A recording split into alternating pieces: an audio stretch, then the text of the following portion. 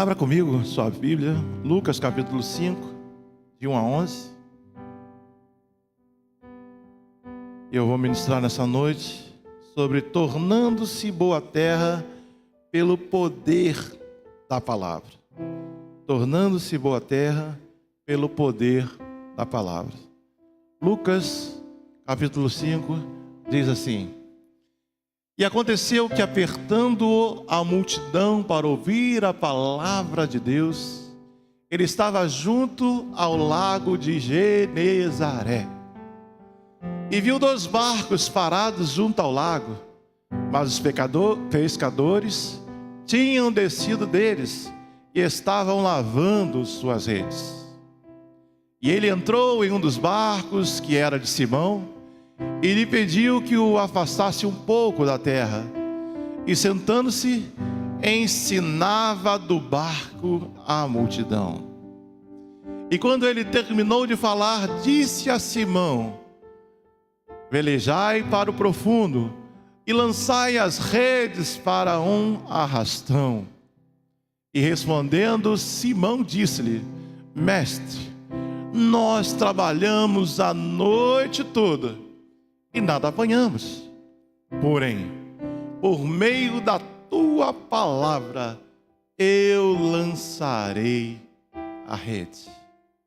E fazendo assim, eles pegaram uma grande quantidade de peixes, e a rede se rompia.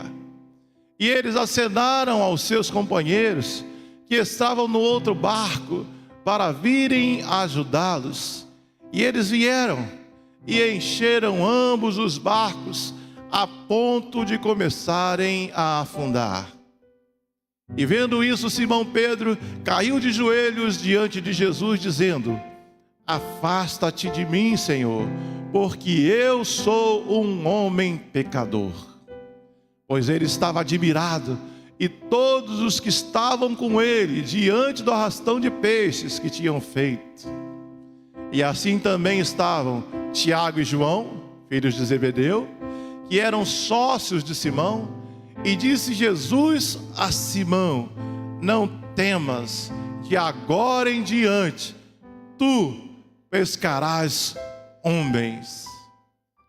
E levando os seus barcos para a terra, eles abandonaram tudo e o seguiram. Vamos orar? Pai, aplica, Senhor, a tua palavra ao coração da tua igreja. E, ó Deus, me permite falar tudo que o Senhor colocou do meu coração, para que, ó Deus, haja mudança de pensamento, para que haja salvação na tua casa, e para que o teu poder se manifeste nesse lugar. Nós levamos cativos ao Senhor Jesus todo o nosso pensamento. Pedimos: Espírito Santo de Deus, fala com a tua igreja, em nome de Jesus. Amém. Amados, nós estamos aqui diante da pesca maravilhosa. Uma pesca que eu costumo dizer que quem puxou o peixe foi Pedro e alguns pescadores, mas quem realizou a pesca foi o nosso Senhor Jesus. Bom, deixa eu só contar uma experiência para vocês que eu tive. Eu, por muitos anos na Marinha, né? Fiquei 30 anos na Marinha. E a minha profissão, mestre, MR, manobras e reparos do navio. Eu estava como mestre do navio tanque Marajó. E o colega, quando viu a minha chegada numa segunda-feira, começou a: graças a Deus você chegou, graças a Deus. E eu fiquei olhando para ele. Ele de motores, trabalhando na máquina do navio. Ele falou assim: olha, eu passei o final de semana todo trabalhando, sem poder voltar para casa, porque eu precisava colocar o motor no lugar, e não teve ninguém que conseguisse fazer uma manobra de peso para descer esse motor e colocar no lugar. Você é o mestre. Se você não conseguir, ninguém mais consegue. Não tem mais a quem recorrer. só faltava a tua chegada. Eu falei, tudo bem, vou trocar de roupa, vou botar o uniforme e vou lá. Ele, não, você não está entendendo. Eu não fui para casa no final de semana. Eu preciso concluir o trabalho para ser dispensado. Por favor, do jeito que você está, do jeito que você se encontra, vem comigo, vamos lá fazer o trabalho. Cocei a cabeça, olhei para ele, falei, tudo bem, né? Vi o sufoco que ele estava. Cheguei lá, olhei, vi o peso do motor, não era um motor tão pesado. O problema era a amarração que precisava ser feita naquele motor, para que ele pudesse ser suspenso pelas talhas e locomovido até o local onde precisava se encaixar. Eu então, com a experiência, fui fazendo a manobra, conseguimos colocar no lugar com menos de meia hora e ele coçou a cabeça. Como é que os outros, sendo profissional igual a você, não conseguem? Eu falei assim, olha, tem coisa que Papai do Céu só dá pra gente. No momento que a gente tem de testemunhar, né? Então a gente fala, tem coisa que Papai do Céu só dá pra gente. Todo mundo aprendeu na mesma escola, mas Deus dá sabedoria que impede.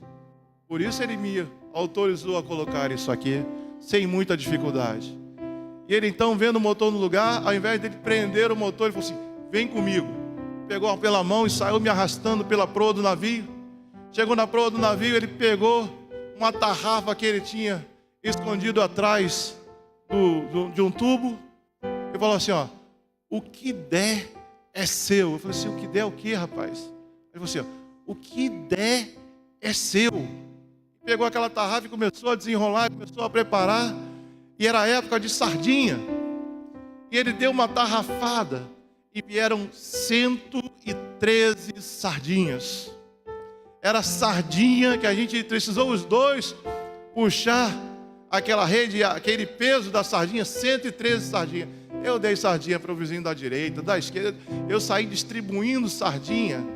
E o pessoal falou assim, e o senhor é pescador? Eu falei, eu ganhei, isso aí eu ganhei. Era para distribuir. Comi sardinha. Eu adoro sardinha, né? Principalmente sardinha frita, eu gosto demais. Então, comi sardinha até... assim, chega, não quero mais. Né? Um dia sim, um dia não, outro também. E assim foi. E quando eu estava estudando esse texto, o Senhor me fez lembrar exatamente desse cenário. Daquele colega jogando a tarrafa. E quando aquela tarrafa caiu, e nós estávamos atracados ao pia, não era nem profundidade. Mas como era a época de sardinha, veio aquela quantidade enorme de sardinha. E a dificuldade que foi de tirar. E eu pude imaginar a dificuldade daqueles pescadores tirarem aquela rede para colocar em cima do barco. Aquela rede estava tão pesada, mas tão pesada, que a Bíblia narra que os barcos estavam prontos a afundarem. Então vejam como é o poder de Deus. O que Deus faz através da vida daqueles que estão diante dele e querem fazer a vontade dele. Mas o interessante é que Pedro ainda não era discípulo de Jesus. Jesus entra naquele barco e pede para ele se ajustar. Por quê? Porque o vento batia do lago na direção da terra. Então acontecia um fenômeno em que som batia nas pedras e reverberava. Todos conseguiam ouvir. Era quase que um acústico natural. É por isso que Jesus entrou naquele barco e pediu para que eles fizessem isso. Mas hoje nós vamos falar sobre tornando-se boa terra, terra pelo poder da palavra. E aí pode dar um cliquezinho. Porque não nos vemos como boa terra. Será, pastor, que eu não me vejo como boa terra?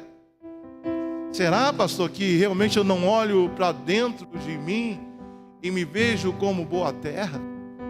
Mesmo sendo ministrado semana após semana, domingo após domingo, lição após lição, eu ainda não me vejo como boa terra. Você vai ter que responder isso para o próprio Deus. Mas o que nós vamos ver aqui é que todos nós temos um pouco de Simão. E nós vamos compreender como realmente Deus transformou aquela terra não tão boa, ou uma terra muito boa, mas ainda sem o preparo para ser frutífera. E o que nós vemos ali, que o que nos impede de ser uma terra boa, porque não nos vemos como uma terra boa, primeiro, é porque o pecado destrói a nossa verdadeira imagem. Vejam que Adão e Eva, quando estavam no paraíso, eles pecam. E hoje de manhã nós ouvimos o pastor Leandro falar, qual foi o primeiro sentimento que eles tiveram? Medo. Medo. Eles se esconderam. Por quê? Porque o nosso pecado faz separação entre nós e Deus. E o medo chega até a nossa vida, nos impossibilitando de fazer várias coisas. Certo, o medo é até salutar. Ninguém vai pular de um despenhadeiro, porque tem medo. Aí o homem vai lá para mostrar que é destemido e faz a asa delta, para mostrar que não tem medo. Vai lá, salta do avião, mas bota um paraquedas, para mostrar que não tem medo. Mas o medo, ele nos resguarda de passar por grandes perigos. Não é desse medo que eu estou falando. O que eu estou falando é do medo que te paralisa. É do medo que não te faz avançar. É aquele medo até mesmo de conseguir êxito. Não é o medo de fracassar tão somente. É o medo de dar certo e o que você vai fazer com o que der certo. É o medo que te impossibilita de te ver, de repente, liderando uma célula. De repente, ser promovido no trabalho e ter que gerenciar pessoas. É o medo de você conseguir conquistar e depois perder aquela conquista. Como é que vai ser? É desse medo que eu falo. Vejam que Pedro, no versículo 8, diz: afasta-te de mim, que sou homem pecador. É o que nós vemos acontecer. É o nosso pecado que nos tira a nossa imagem de Deus. É a nossa imagem que nos faz ficar distante de Deus. É o pecado que chega até nós. E o que nós vemos então é que esse pecado, ele não sai de nós, está junto de nós. Nós consagramos a nossa vida, nós oramos, nós jejuamos, mas se alguém pisar no nosso calo, é complicado de lidar. É o apóstolo Paulo que vai dizer assim: já estou crucificado com Cristo. E aí há um grande ensinamento da nossa apóstola Valnice Milhomes. Ela diz assim: quando eu estou crucificado com Cristo, eu estou morto ou morrendo com Ele. E se eu estou crucificado ou fui crucificado com Cristo, a minha vida já não é mais minha, é dele. Então eu morri para o mundo e eu já não tenho mais o direito de ter sentimentos contrários sobre qualquer pessoa. Eu não posso mais ficar zangado com meu cônjuge, com a minha esposa, porque os meus sentimentos já não são mais meus. Os meus sentimentos são de Deus. Então, antes de eu ficar zangado com a minha esposa, eu tenho que perguntar: Deus, eu posso ficar zangado com a minha esposa? Deus, eu posso brigar com meu filho, com a minha filha? Deus, eu posso brigar com o meu vizinho? Deus, eu posso brigar com esse rapaz que acabou de me fechar? Deus, eu posso amaldiçoar esse rapaz que acabou de entrar com a moto na frente do meu carro? Deus, eu posso xingar, nem que seja baixinho, essa pessoa que acabou de avançar o sinal vermelho, que quase me atropelou. São sentimentos que vão chegando até nós. São sentimentos que nos abraçam e que são pecaminosos e a gente nem percebe. São pecaminosos e nos afastam de Deus, porque não é da vontade de Deus. A palavra de Deus diz: irai-vos, mas não pequeis. Como é difícil. Como é difícil se irar e não pecar. É muito mais fácil eu pegar a ira e transformá-la numa raiva. É muito mais fácil eu ficar 1 dia, 2 dias, 3 dias castigando a minha esposa, castigando o meu esposo. Não, eu não vou falar com ele. Mas ele já te pediu perdão. Não, mas eu não vou falar com ele. Eu não vou falar com ela. Ela está pensando o quê? Quem é ela para falar assim comigo? Ei, você está crucificado com Cristo? Seus sentimentos continuam contigo? Ou você colocou os seus sentimentos na mão daquele que tudo pode? E aí nós vemos ali o apóstolo Pedro, todo, ainda sem ser apóstolo, né? Todo na sua humanidade, dizendo assim, ó, caramba, eu estou diante de um Deus vivo. Eu estou diante do homem Deus. Eu estou diante daquele que veio me salvar, aquele que é o Redentor de Israel. Como é que eu vou ficar? Se eu passei resmungando a noite toda, pesquei a noite toda e não peguei nada. E agora, meu pastor? Como é que eu vou fazer? Eu vou ser fulminado. Eu vou morrer diante dele. Se ele quiser, ele tira a minha vida assim, ó. O que acontece é que às vezes nós olhamos para os nossos pecados e não entendemos que os nossos pecados continuam nos afastando. Mas o Senhor perdoa, é verdade. Mas Ele perdoa aquele que pede perdão. Quantas vezes nós vamos dormir sem sequer falar com Ele, quanto mais pedindo perdão? Nós vemos Natanael perguntando algo tremendo.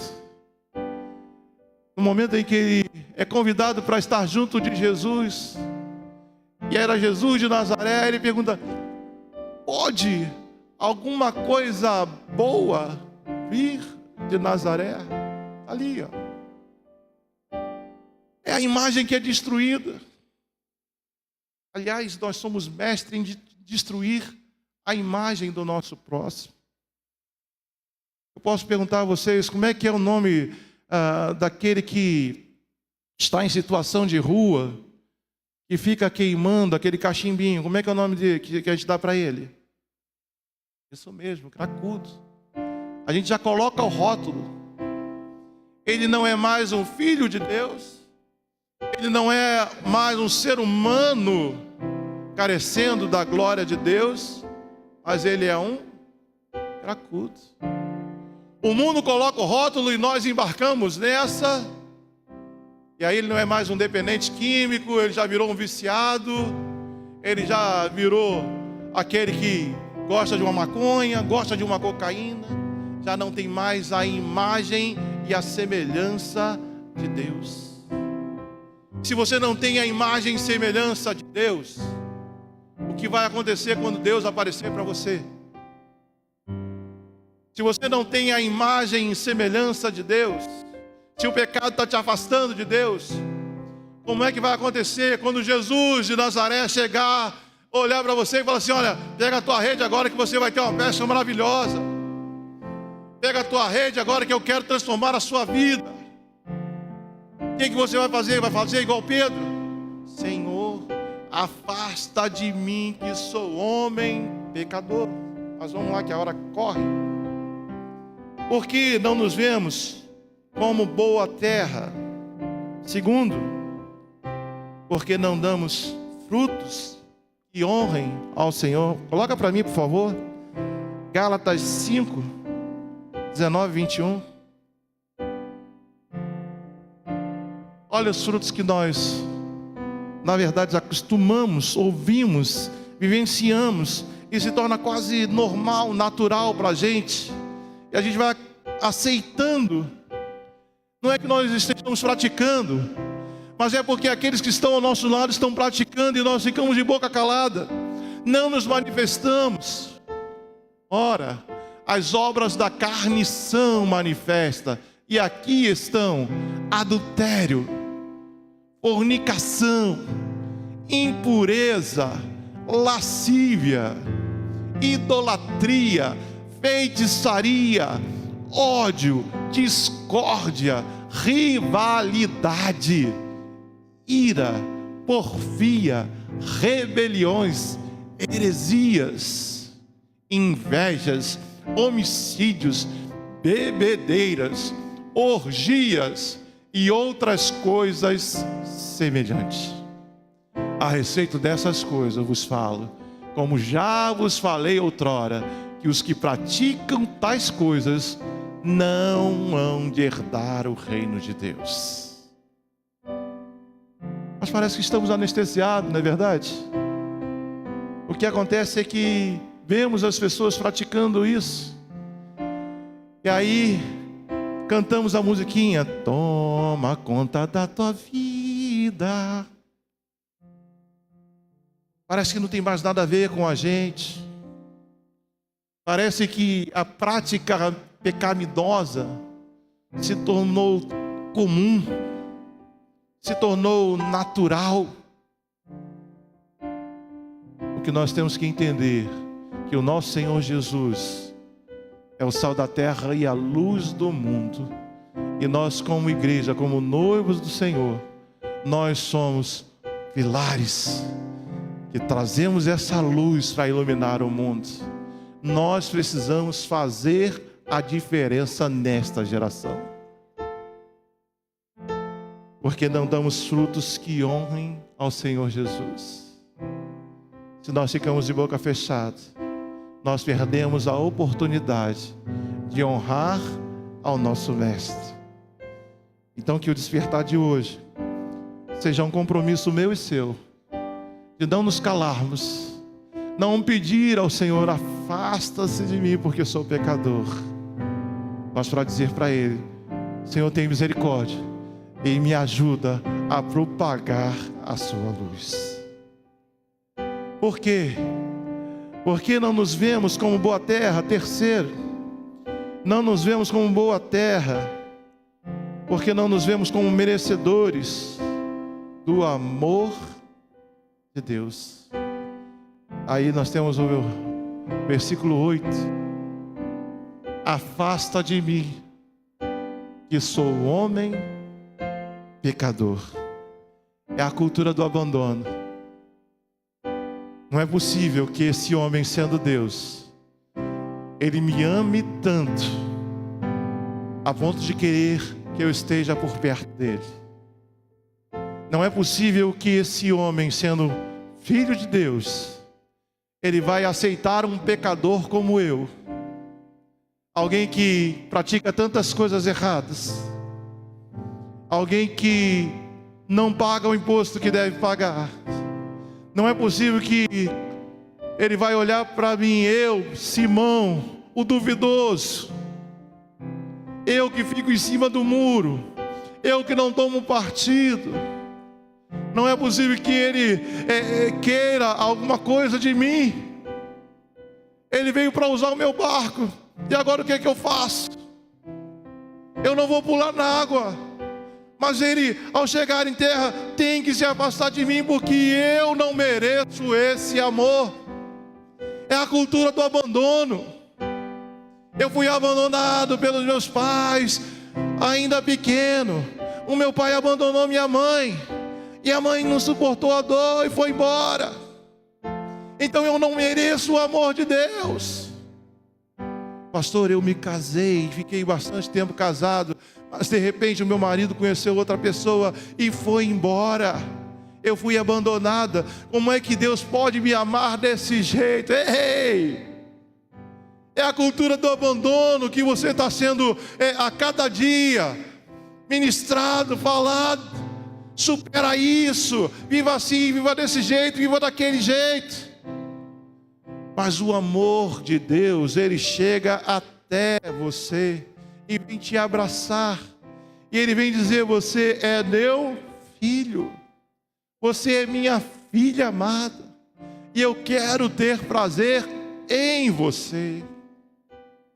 Mas nós não conseguimos nos enxergar como boa terra, porque não conseguimos sentir todo o amor de Deus.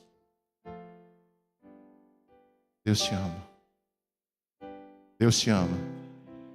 Deus te ama. O amor de Deus te alcançou. Ele está aqui nessa noite dizendo para você: eu te amo, independente do que você passou. Eu te amo, independente do que você seja. Eu te amo, porque te amo, porque te amo, porque te amo. E pronto. Esse é o amor do nosso Deus. Esse é o amor do nosso Deus. Então sinta esse amor, viva esse amor. Então vamos lá. Quais são as consequências de não se ver como boa terra?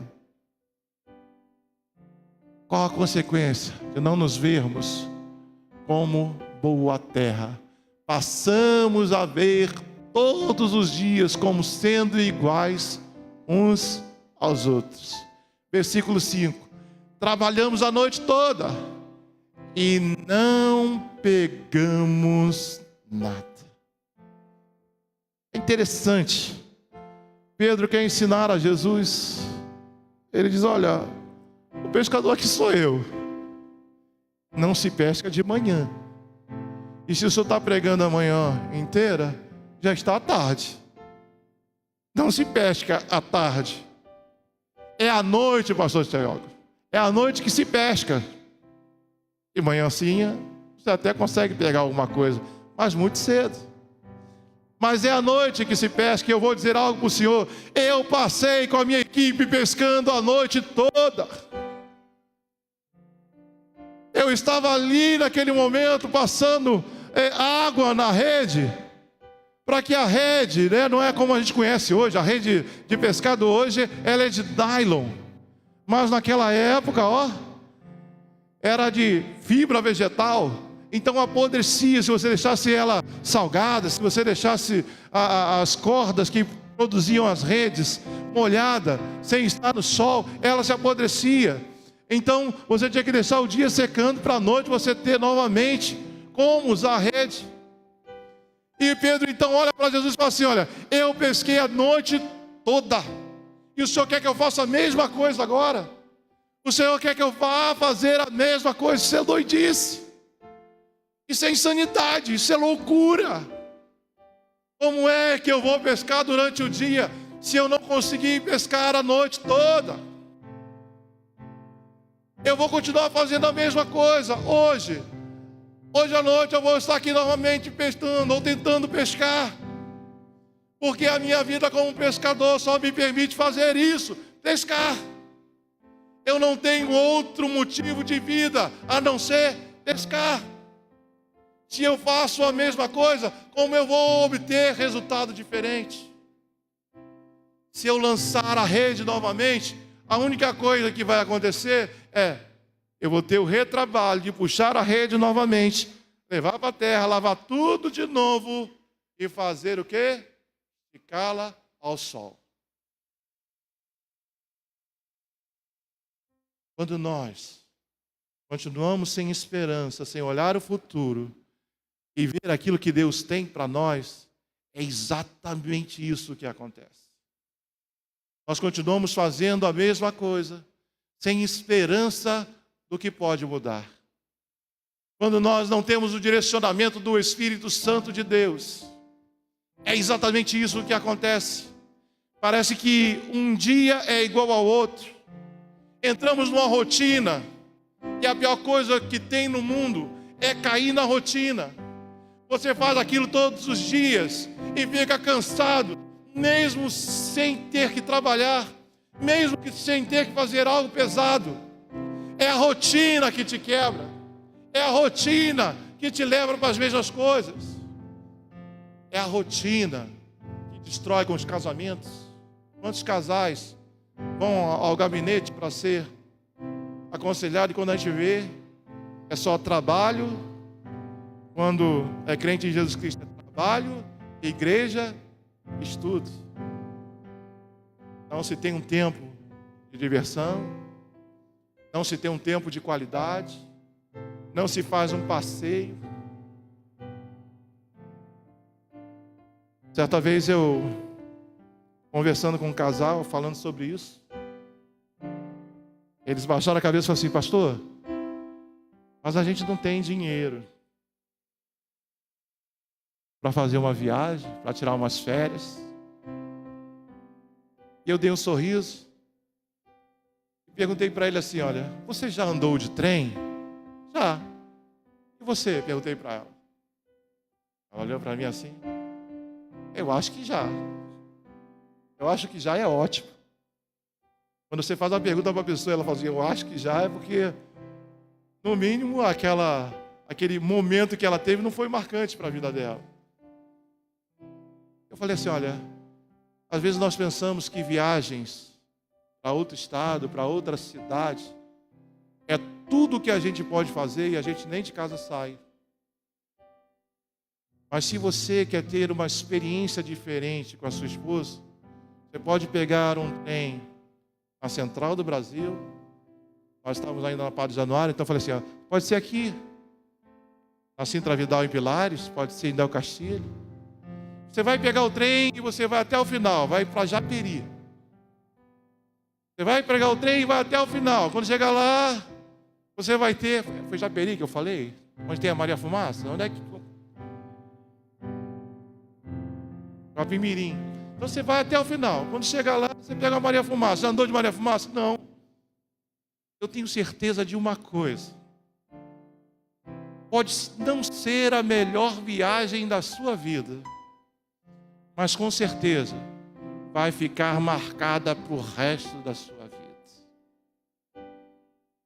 Às vezes nós queremos coisa muito grande, quando coisas pequeninas fazem diferença na nossa vida. Às vezes você quer dar um presente muito grande para a sua esposa e ela merece.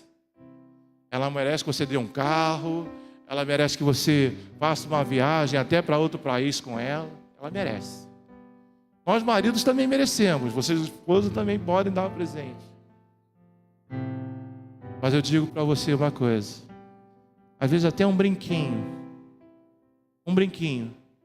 faz a diferença no seu relacionamento.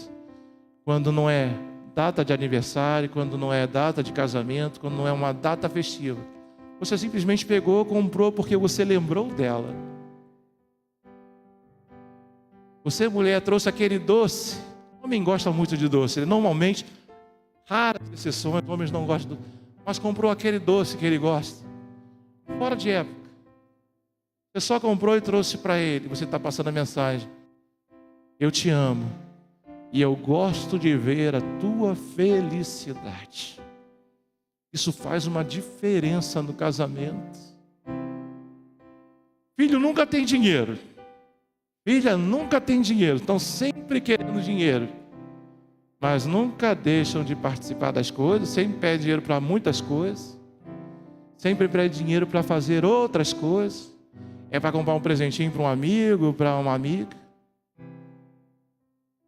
Pede um dinheirinho à mãe para comprar um presente para o pai. Pede um dinheirinho ao pai para fazer uma surpresa para a mãe. Mas no aniversário dela, não, pai, é só para agradar o coração dela. E vocês vão ver como isso faz diferença na vida familiar. São coisas simples. São coisas simples que tiram a igualdade de todos os dias. Chega de fazer de todos os dias os mesmos dias. Por quê? Porque passamos a ver a todos os dias como iguais.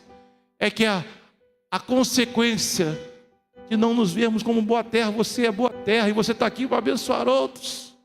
Então começa dentro de casa.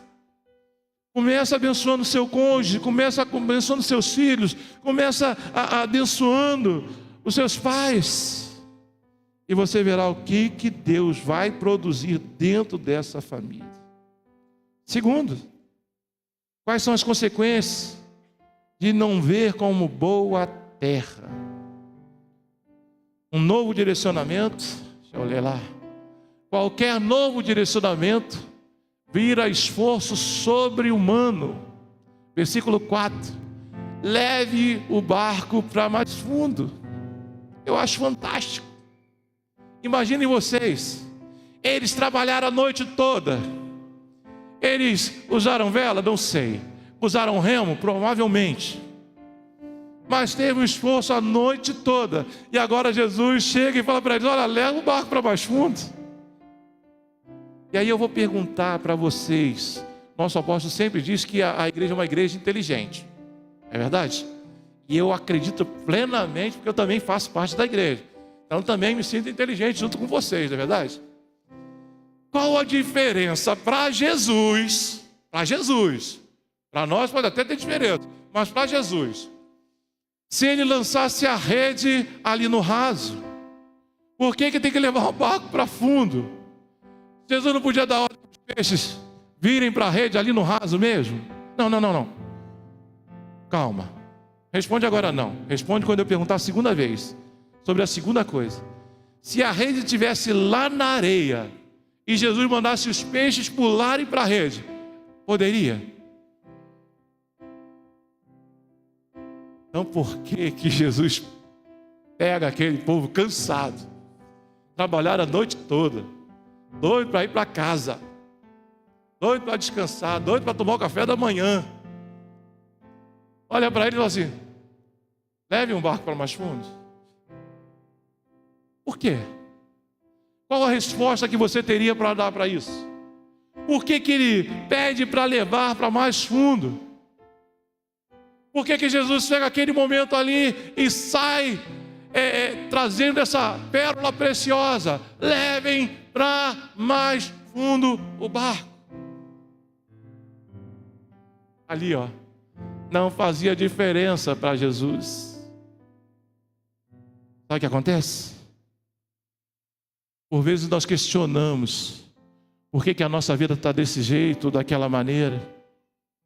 Por vezes nós questionamos por que Deus nos permite passar por certas lutas. Por que Deus, na sua soberania, no seu poder, Ele faz com que a nossa caminhada seja dificultada. Parece mesmo que tudo se torna mais difícil para você e para mim. E é exatamente porque quando Ele pede para o barco ir para mais fundo, Ele não está dizendo que os peixes estão lá. Ele está querendo saber se Pedro e a sua equipe estão dispostos exatamente a obedecer a sua palavra. Era uma questão de fé, era uma questão de obediência, porque sem obediência nós não conseguimos entrar no centro da vontade de Deus. Pedro está ali com a equipe, ele olha para Jesus, olhando para Jesus, ele olha para Jesus e fala: o senhor está brincando? Nós pescamos a noite toda, nós gastamos a nossa força toda fazendo aquilo que a gente sabe fazer, e agora o Senhor chega em pleno dia e quer que a gente faça as mesmas coisas, e ainda quer que a gente leve o barco de novo lá para o fundo. Só que Jesus, Ele tem a maneira, Valdir, de simplesmente convencer a mim e a você. Eu fico imaginando o olhar de Jesus para Pedro e para a sua equipe. Ele havia acabado de ensinar as multidões, ele havia acabado de ministrar sobre a vida daqueles que ali estavam ouvindo a pregação, e ele deve ter lançado um olhar sobre Pedro com tanto amor, com tanta firmeza, que ele dá um direcionamento completo.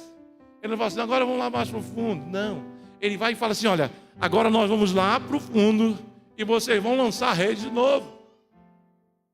Sabe por quê? Porque Deus não quer que você fique sem direcionamento. Ele te dá um direcionamento completo para que a sua vida seja completa e para que você possa glorificar o nome dele. E o resultado, a consequência de não nos vermos como boa terra, é qualquer novo direcionamento se torna um esforço sobre-humano. Não, agora você vai ter que fazer hora extra. Não aguento trabalhar mais. Olha, A partir de agora as células terão que ser nas casas. Meu Deus, não tem lugar, pastor, para se reunir. Então vai para a praça. Ah, meu Deus, na praça. Só obedece. O lugar chega, o lugar aparece. Seu pai e sua mãe te deram uma ordem. É para você ajudar na casa, lavando o banheiro, lavando a louça. Ei, só obedece. Só obedece. Por quê? Porque o milagre ainda está para acontecer. Terceiro, quais são as consequências de não se ver como boa terra? Não enxergando o futuro brilhante que Deus tem para você. Trabalhamos a noite toda e nada apanhamos. Pedro ainda não tinha ensinado a viver pela fé. Ele havia sido ensinado a crer. Crer é uma coisa, se mover pela fé é outra. Eu creio que Deus é todo poderoso, amém? Mas como é viver pela fé? É saber que todos os dias,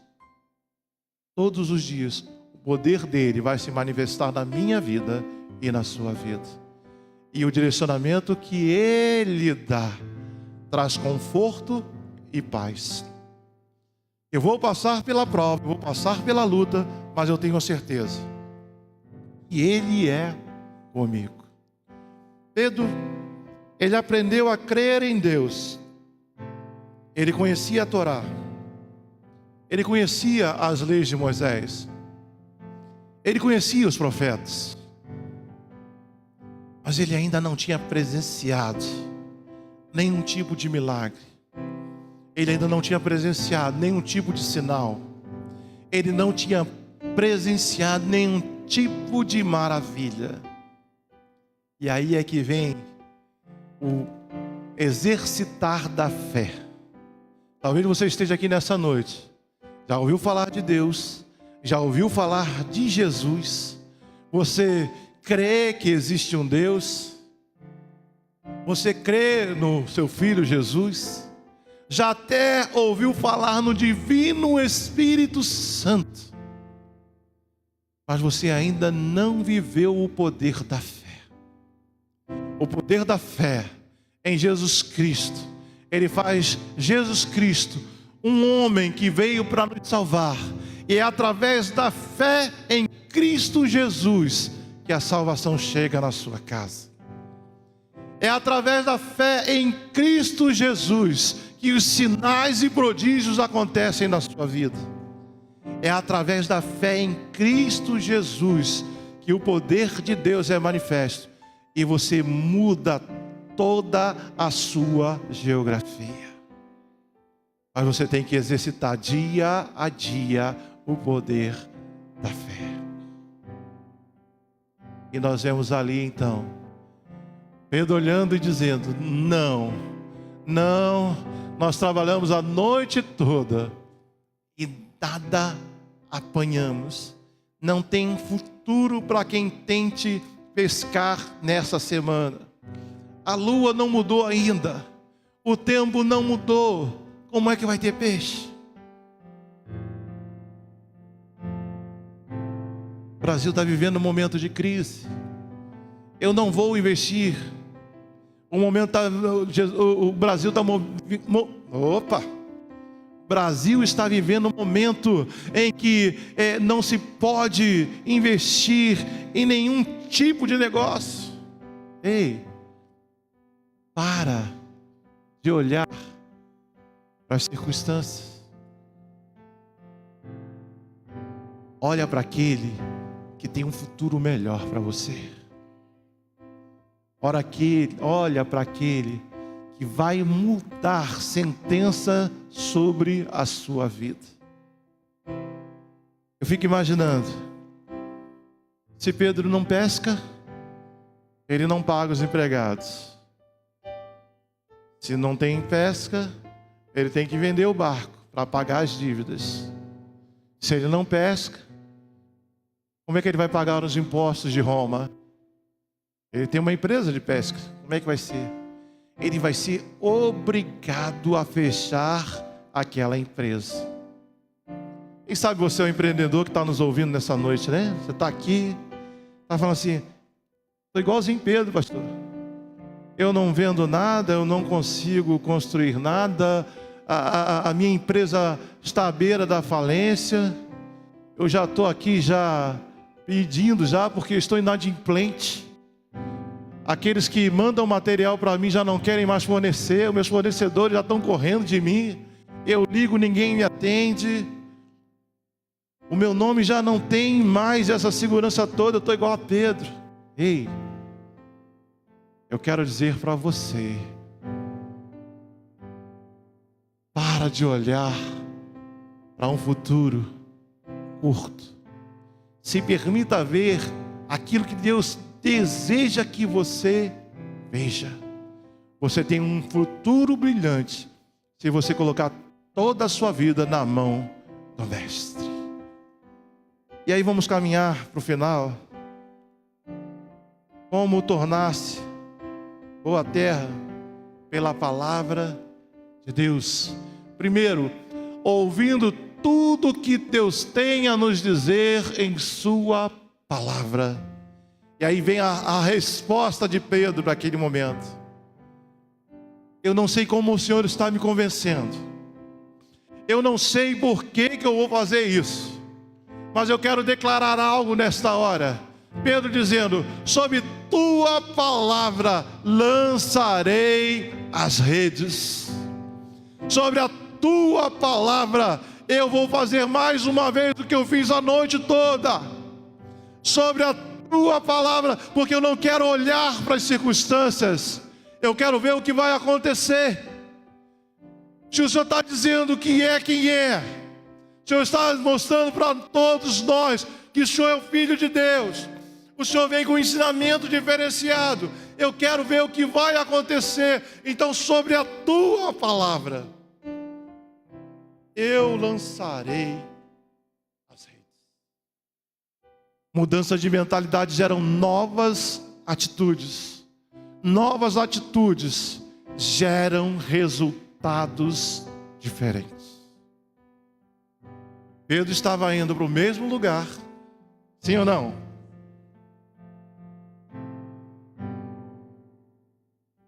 Pedro estava fazendo as mesmas coisas, lançando a rede, sim ou não?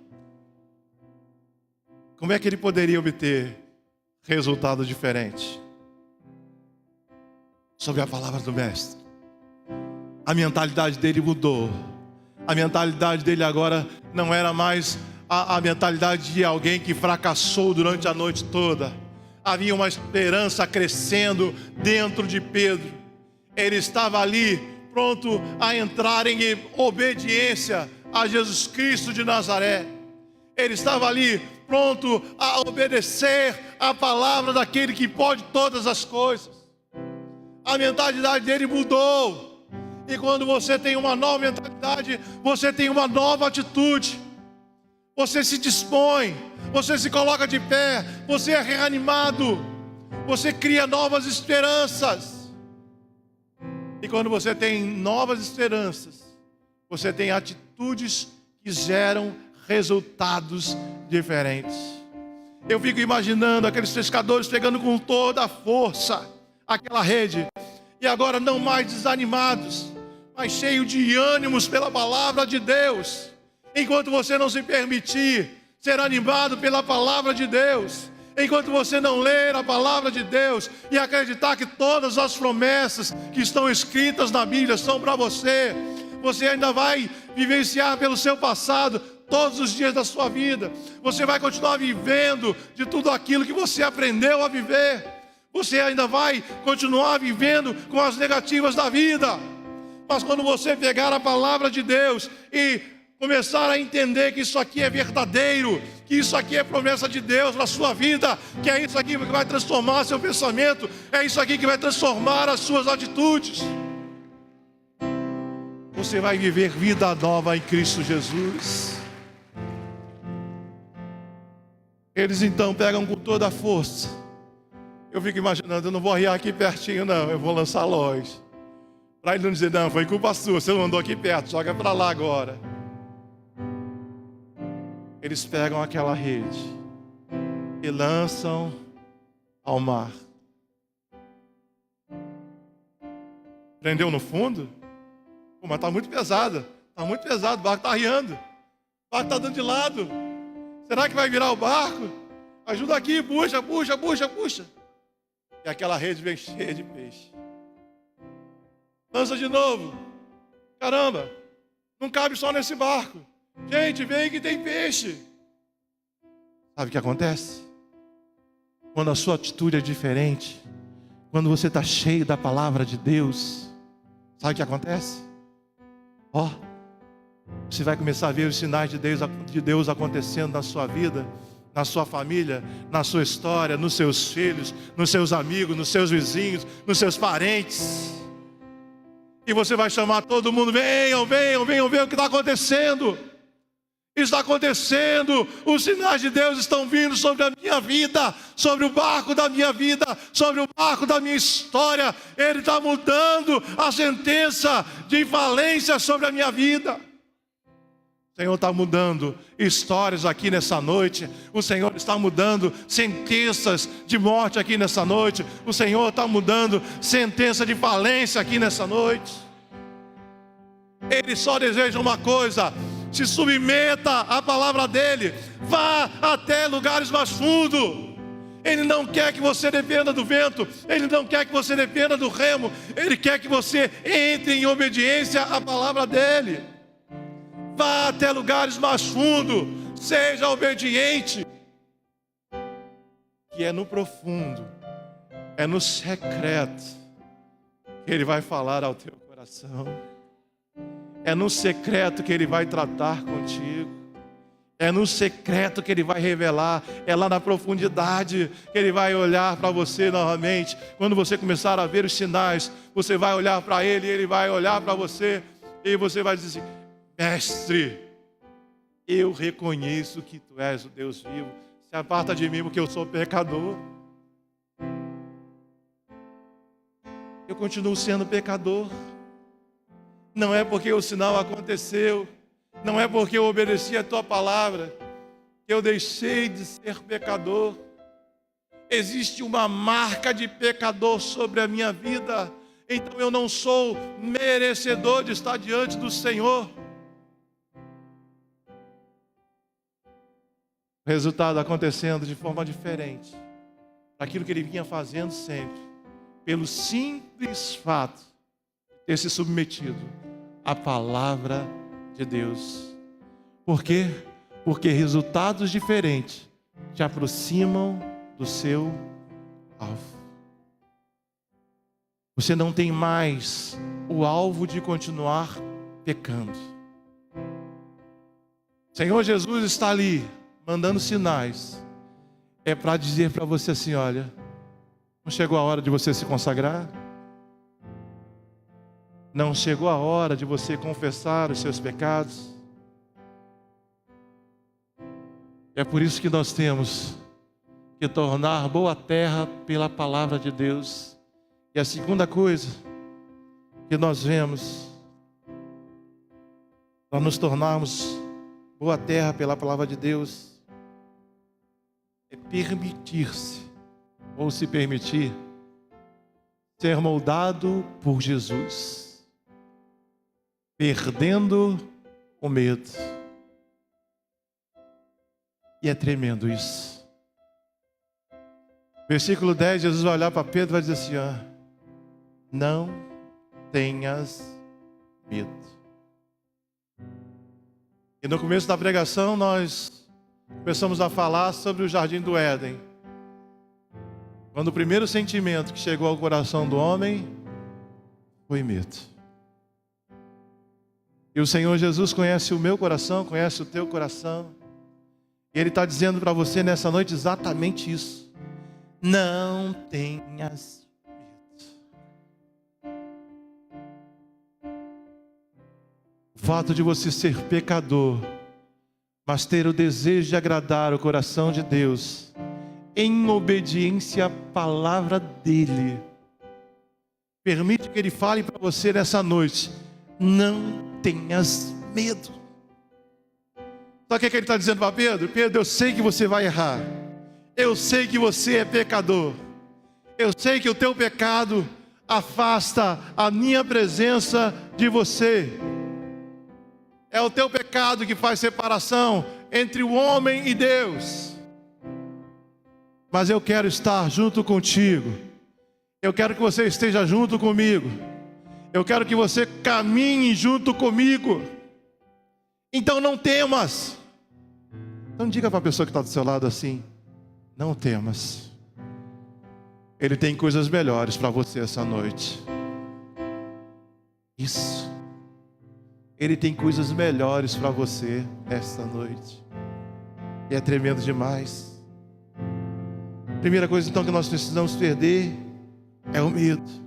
Não tenha medo. Permita-se ser moldado pelo Mestre. A palavra de Deus diz que o verdadeiro amor lança fora todo o medo. Então deixe ser abraçado pelo amor de Deus.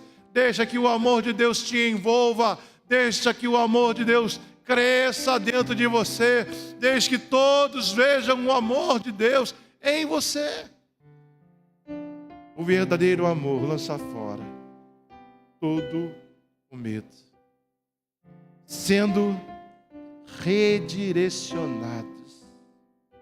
A palavra de Deus vai dizer que Jesus olha para aqueles pescadores e fala para eles: a partir de hoje, a partir de agora, eu convido vocês a serem pescadores de homens. Uau! O que é ser pescador de homem? Pensou alguma vez nisso? O que é pescar homem? Pensou alguma vez nisso? O que Jesus estava querendo dizer para eles em ser pescadores de homens? Já pensou nisso? Ser pescador eles já sabiam. Eles aprenderam o ofício. Eles viviam pescando para a sua sobrevivência. E agora eles estão diante do Mestre dizendo: venham, e eu vou ensinar vocês a serem pescadores de homens. Sabe o que acontece? É que nós, como igreja, por vezes pedimos estratégias para Deus. Na hora que Deus dá a estratégia, nós não nos submetemos às estratégias de Deus. Por tempo nós, como batistas tradicionais, oramos pelo avivamento. Eu lembro que como adolescente cantava, né? Quando teve a conferência de avivamento na primeira igreja batista em Auma, olha. E o cântico era: aviva-nos, Senhor. Então estavam lá, eu avivei. Aviva-nos, aviva-nos. Batista pedindo avivamento. Uma coisa é você pedir e não acreditar no que acontece. E a outra coisa é você acreditar naquilo que você está pedindo. Mas eu não recebo. Tá. Começa a existir a fé. Jesus Cristo não mandou lançar a rede, prometendo a eles que eles iriam puxar peixes. Ele só mandou lançar. Se aquele a rede voltasse vazia, ele deixava de ser Deus? Jesus deixava de ser Deus? Não. Ele queria mostrar para aqueles discípulos é que quando eles obedecem à palavra, algo maravilhoso acontece. Nós pedimos o avivamento chegou. Tem avivamento dentro de você. Eu acho que eu não vou falar com aquele povo ali, que eu acho que aquele povo ali é mais pentecostal. Tem avivamento dentro de você. Será que é aquele lado lá que está mais pentecostal? Nosso apóstolo sempre fala isso, né? Lado de cá é pentecostal mesmo? O avivamento chegou dentro de você. O avivamento chegou dentro da igrejinha uma. E o que nós vimos então é que o poder de Deus começou a ser manifesto. E quando o poder de Deus se manifesta, não dá mais para sermos os mesmos. O Senhor começou a dar estratégias, pequenos grupos, grupo de crescimento. E agora estamos com célula. Enquanto nós não nos alinharmos no direcionamento dado por Deus, enquanto nós não entendermos que o direcionamento dado por Deus foi: vá para o fundo, vá para a célula, viva a célula, faça crescer a célula, seja um líder de célula, perca esse medo de participar de célula. Ah, mas eu me frustrei a noite toda, pastor Enoque, eu me frustrei, a minha líder fez assim, o meu líder fez assado. Ei, a noite passou, a pescaria não foi boa, mas ele não mudou a rede, ele não mudou o barco. Ele só está dizendo para mim e para você: entra na obediência da minha palavra. Entra na obediência da minha palavra. E aí nós não vamos ver 113 peixes. Nós não sabemos quantos peixes tinha naquele barco. Mas nós oramos por 10 milhares. E os 10 milhares vão acontecer. Porque o avivamento está dentro de você. Precisa que nós estejamos alinhados com a palavra de Deus, com o direcionamento dado por Deus. Porque Ele já falou, Ele já deu o direcionamento. E cabe a nós entrarmos na obediência da palavra de Deus. Fique de pé.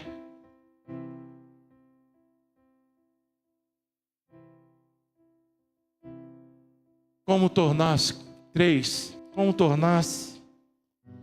boa terra pela palavra de Deus, se lançando para novidades que virão de Deus.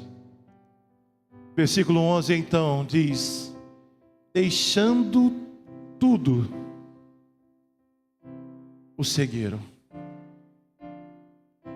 E aí eu anotei algumas coisas que precisamos deixar. Deixando tudo, seguiram o barco, ou seja, o trabalho, a segurança. Deixaram aquela pesca maravilhosa, aquela pesca que deixava contas em dias, novos investimentos, possibilidade de investimento. Mas também deixaram para trás decepção, mágoa, dor, a dor de ter trabalhado e não realizado nada. Eles deixaram para trás as frustrações, porque agora estavam diante de Jesus Cristo de Nazaré, o Deus encarnado, o Deus que transforma uma noite de luto, uma noite de pranto, em festa, em um dia produtivo, em um dia de sinal.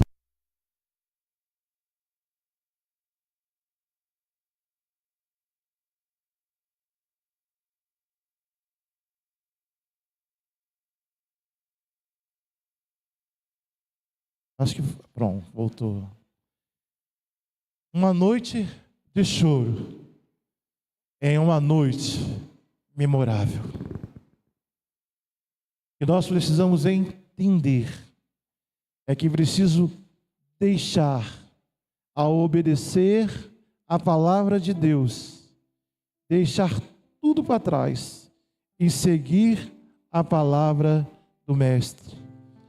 Coloca para mim Filipenses 3, 13 e 14, por favor.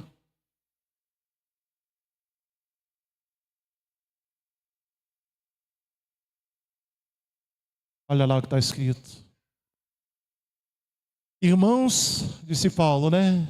Não julgo que o haja alcançado, mas uma coisa faço, e é que, esquecendo-me das coisas que para trás ficam e avançando para as coisas que estão diante de mim, prossigo para o alvo, pelo prêmio da soberana vocação de Deus em Cristo Jesus.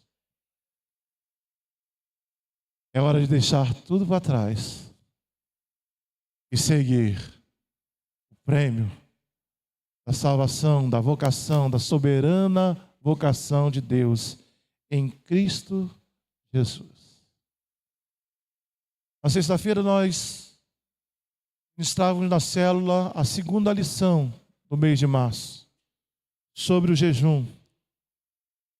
E eu falava que jejum é uma das armas espirituais. E eu perguntei para eles, o que faz com que uma terra fique boa, ou seja boa? Que tipo de terra que a gente planta? Porque antigamente, se fosse plantar feijão, tinha terra boa para feijão. Se fosse plantar rosas, tinha terra boa para plantar rosas. Aliás, até hoje, né, nós quando vamos compramos terras adubadas, ou procuramos algum terreno onde tem a terra preta para plantar. Mas um discípulo virou e falou assim: pastor, hoje não precisa mais ser terra boa. Hoje pode ser deserto, que nem lá em Israel. A tecnologia nos permite que mesmo a terra não sendo para plantio, mesmo sendo uma terra seca, árida, ela possa frutificar. E eu falei para ele assim: olha o que você está me dizendo.